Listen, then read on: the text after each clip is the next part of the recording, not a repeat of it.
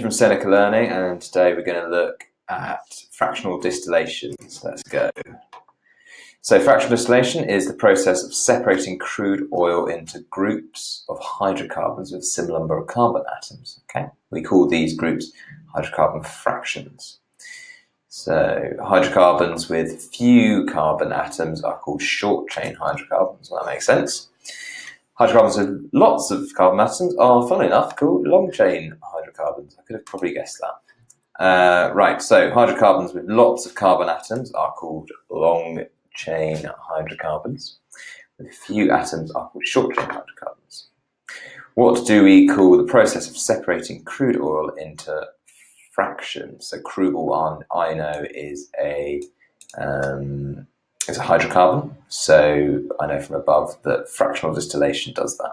Hydrocarbons separated into fractions. Oh, but I've clicked the wrong one. Fractional distillation, not factual distillation. Whoops.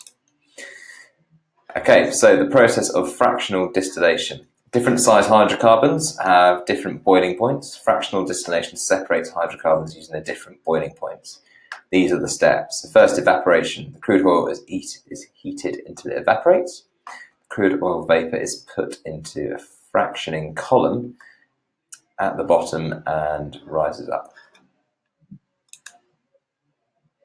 Condensation. The temperature is highest at the bottom of the column. The long-chain hydrocarbons condense at the bottom and are collected as liquids. Short-chain hydrocarbons have lower boiling points. They pass up the column and condense at a lower temperature. So you're going to have the longer chains collecting at the bottom and the shorter chains near at the top. The fractions are then collected. They are then processed to create end products. So, for example, we have fuels, so petrol and diesel, which are common.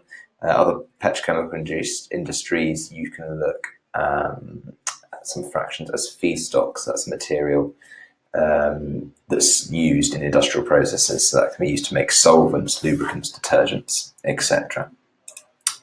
So moving on.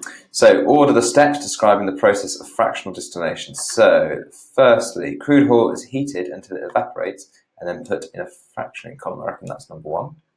The fractions are collected, then processed to create, or is it this one? Hydrocarbons condense at different points in the fractioning column. I think it's that order there. Fantastic. Right. How many changes of state happen in the process of fractional distillation when it goes from liquid to gas and then gas to liquid again? So that's 2. What are the changes of states? Evaporation and condensation. It completed it for me. What are hydrocarbons with lots of carbon atoms called? Now remember this. This is a nice easy one. Long chain hydrocarbons. Right, spot the wrong. Okay, so some new information here. There are many organic, which are carbon-containing compounds, because carbon atoms can form families of similar compounds. These are called homologous series. What atoms do all organic compounds contain? Carbon. Just been told that. Carbon compounds, carbon-containing compounds would be organic compounds. And a family of similar compounds are homologous. Difficult word to spell that. Homologous. Homologous. There you go. So what are the 3 steps in fractional distillation? So first of all, evaporation. Condensation. And then collection, maybe. Yeah. Fantastic. Right, check your answer. Name an example of a homologous series. Okay, so I'm going to say a carboxylic acid, for example. So alkenes are a family of similar compounds. So it could be alkenes. I chose a different one. How did I understand it? I thought it was okay. I didn't thought it was in between. So that's the end, 94%. Happy with that.